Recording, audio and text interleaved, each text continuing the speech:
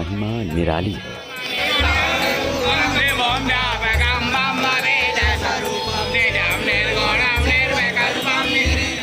भोलेनाथ का वो दरबार अनोखा है।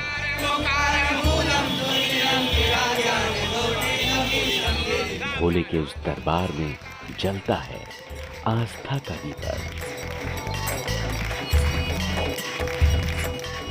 आस्था की ज्योत विश्वास की शक्ति को प्रज्वलित करती है।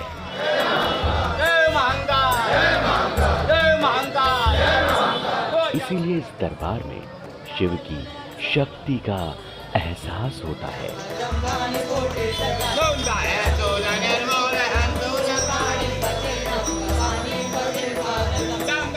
मान्यता है कि इस शिवधाम में मत्था टेकने से भक्तों को स्थिर रहने का, अचलता का वरदान मिलता है।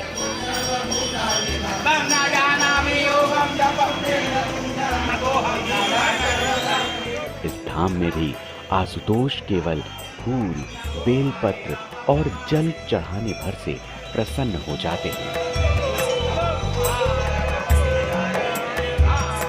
शिव के सामने जो कोई भी अपनी जैसी भी समस्या लेकर आता है, शंकर उसे समाधान का वरदान देते हैं।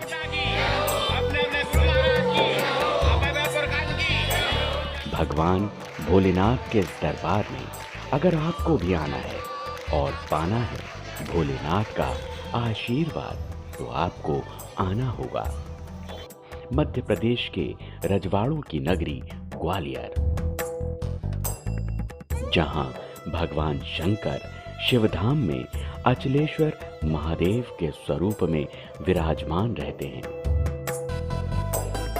भगवान शिव ने इस दरबार में अचलेश्वर महादेव का अवतार कैसे लिया, इस दरबार से जुड़ी पौराणिक कथा क्या कहती है, इस शिवधाम से जुड़ा सिंधिया राजघराने का इतिहास क्या है,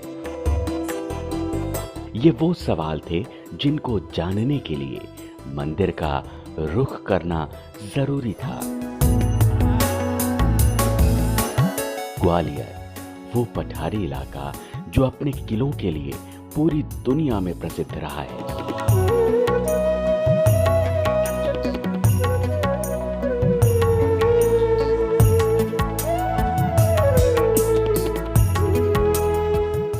सिंधिया राजघराने की मातृभूमि रही है ग्वालियर।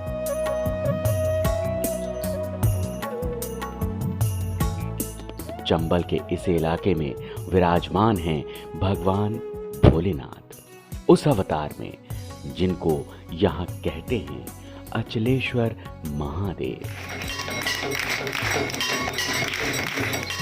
अचलेश्वर का भाषा में सामान्य अर्थ होता है जिसे कोई हिला न सके, जिसे कोई हटा न सके, जिसके स्थान में कभी परिवर्तन न हो।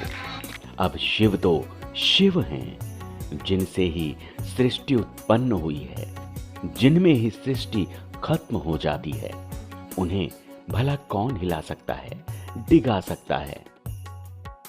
लेकिन ग्वालियर के लोग भगवान अचलेश्वर से जुड़ी वो कथा सुनाते हैं जिसमें सिंधिया के राजा हैं, उनकी भगवान शंकर के प्रति आस्था है और भगवान शिव का अचल रहने का प्रण है। अचलेश्वर महादेव के इस दरबार की कथा कहती है कि लगभग 750 साल पहले जिस स्थान पर आज मंदिर है, वहां एक पीपल का पेड़ हुआ करता था।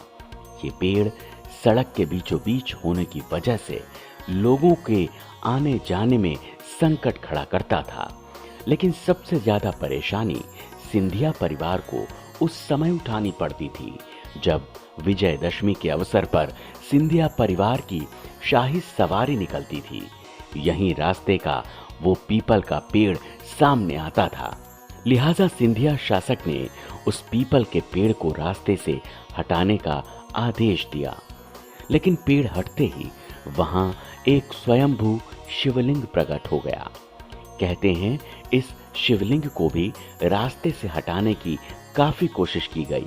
शिवलिंग के अगल बगल काफी गहरी खुदाई की गई, लेकिन कोई भी व्यक्ति शिवलिंग को हिला न सका।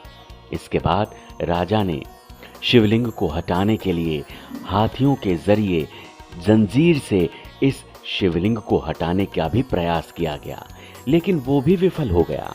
इसके बाद राजा ने पूजा अर्चना कराई और शिवलिंग की प्रतिष्ठा कराई। तब से लेकर आज तक इस मंदिर पर भक्तों की भारी भीड़ आती है। ये अचलेश्वर महादेव अचल बाबा हैं। ये यहाँ से चिगे नहीं, इसलिए इनका नाम अचल है। बहुत 1930 की बात है। 1930 में जो है ये सिंधिया परिवार द्वारा इनको ऐसा प्रयास किया गया था कि इनको यहाँ से निकाल कर नहीं कहीं और स्थापित कर दिया जाए, कोई जगह कम है। तो लाख प्रयास करने के बाद भी भोलेनाथ टस से नहीं हुए। हाथी भी लगवाए, राजश्री की जो राजाओं की ताकत होती है पूरी ताकत लगा दी, लेकिन भोलेनाथ टस से नहीं हुए। इसलिए कहना अचलेश्वर महादेव अचल पड़ गया कि जो भी अपनी मनोकामना लेकर के आता है उसकी इच्छा पूरी होती है। भगवान शंकर को जल और बेलपत्री बहुत प्रिय है। यहाँ जो जल चढ़ाएगा, बेलपत्री चढ़ाएगा, निश्चय भोलेनाथ की मनोकामना पूरी करती है। अचलेश्वर महादेव के प्रति लोगों की काफी गहरी आस्था है। लोग सुबह शाम भगवान अचलेश्वर के दर्शन करने के लिए आते हैं। पूरे उत्तर भारत में मान्यता है कि भगवान अचलनाथ के दरबार में जो भी मत्था टेकने पहुंचता है, अचलनाथ उसको इच्छा पूर्ति का वरदान देते हैं। बाबा अचलनाथ का वरदान भी उनकी प्रतिमा की तरह अचल रहता है, यानी भक्तों की हर मुराद पूरी होती है। दिन सोमवार का हो, तिथि शिवरात्रि की हो या प्रदोष की, या फिर महीना सावन का हो, बाबा अचलेश्वर के दरबार में न तो पैर रखने की जगह होती है और न ही आराधना का दीपक जलाने वालों की कमी। फिर भी इस दरबार में हर शिव भक्त अपनी कामना का फूल और जल लेकर आता है, बाबा का अभिषेक करता है और अचल वरदान का आशीष लेकर दरबार से खुशी खुशी वापस जाता है। ग्वालियर से सर्वेश पुरोहित के साथ bureau report, good news today.